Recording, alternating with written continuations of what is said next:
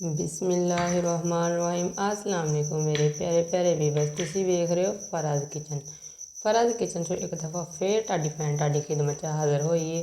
अज मैं तुहाडे वास्ते जिहड़ी रेसिपी लैके हाज़र होई हाँ, बहुत ज़बरदस्त, बहुत मशहूर रेसिपी है तो बहुत ही क्रीमी रेसिपी है।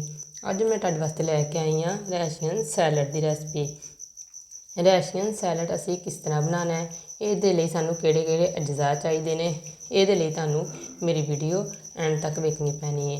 असी इनू मज़ेदार किस तरह बनाना है तो किहड़ी असी ये चीज़ शामिल करनी है, किहड़े असी ये ड्राई फ्रूट वैजीटेबल फ्रूट की ये शामिल करना है ताकि साडा रशियन सैलड बिल्कुल परफेक्ट बने। जी व्यूअर्स, असी हुण सैलड बनानी सीखने हैं। बिस्मिल्लाहिर्रहमानिर्रहीम। जी व्यूअर्स, रशियन सैलड बनाने लई असी लीए मायोनीज़ एक प्याली जो कि ठंडी है। मायोनीज़ बनाने की रेसिपी मेरे चैनल पर मौजूद है, तुसी वेख सकते हो। एक पैकेट असी लिया है ऑलपल्स क्रीम,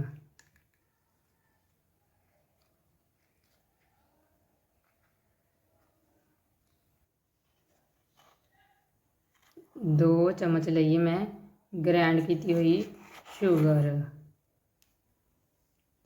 एक टेबल स्पून लिए मैं कुटी हुई लाल मिर्च काली मिर्च सॉरी, एक टी स्पून लिया मैं नमक। इन्हां हुण असीं अच्छी तरह मिक्स कर लेने आ।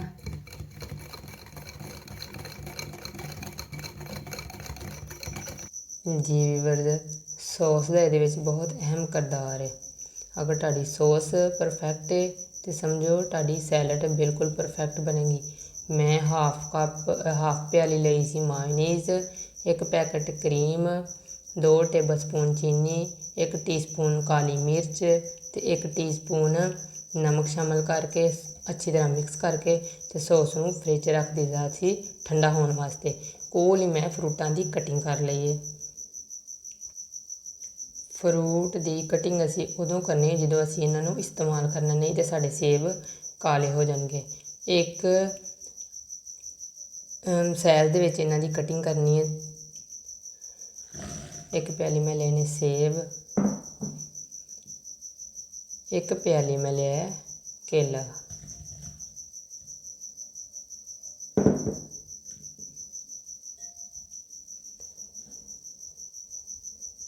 एक प्याली लेने मैं अंगूर।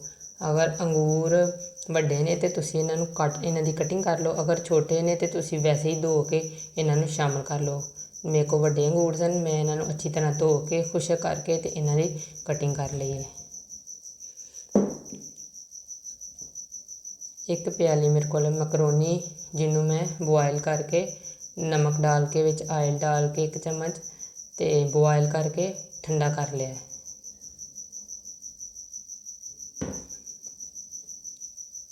एक प्याली मेरे को गाजर है जिसकी मैं कटिंग करके बॉयल करके ठंडी कर ली है।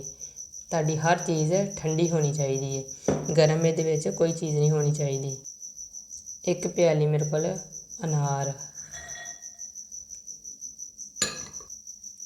एक प्याली उबले हुए ठंडे किए हुए तो कट्टे हुए आलू, उबले हुए मटर जो कि इस रेसिपी च बहुत खूबसूरती का किरदार अदा करते हैं, खूबसूरती का। ए मेरे को लाल लोबिया, इन मैं बॉयल कर लिया। साड़ी सॉस जो कि मैं तैयार करके फ्रिज रखी सी काफ़ी ठंडी है, उपर ये अपनी सॉस शामिल कर देने।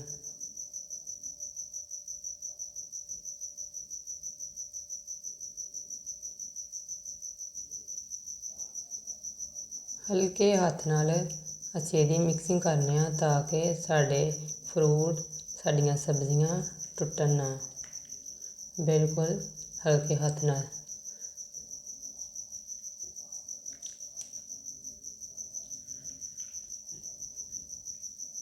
माशाल्लाह बहुत मज़ेदार साड़ी सैलड तैयार होएगी।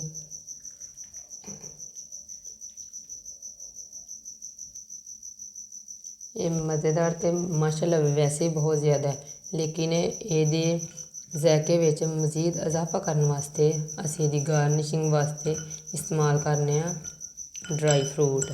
ਤੁਹਾਡੇ ਕੋਲ ਜੋ ਵੀ ਫਰੂਟ ਅਵੇਲੇਬਲ ਨੇ ਤੁਸੀਂ ਉਹਦੇ ਨਾਲ ਇਹਨਾਂ ਦੀ ਗਾਰਨਿਸ਼ਿੰਗ ਕਰ ਸਕਦੇ ਹੋ, ਕੋਈ ਮਸਲਾ ਨਹੀਂ ਹੈਗਾ। ਮੇਰੇ ਕੋਲ ਨੇ ਕਾਜੂ, ਬਦਾਮ ਤੇ ਅਖਰੋਟ ਤੇ ਖਜੂਰ। ਮੈਂ ਇਹਦੇ ਨਾਲ ਇਹਨਾਂ ਦੀ ਗਾਰਨਿਸ਼ਿੰਗ ਕਰ ਲਈ।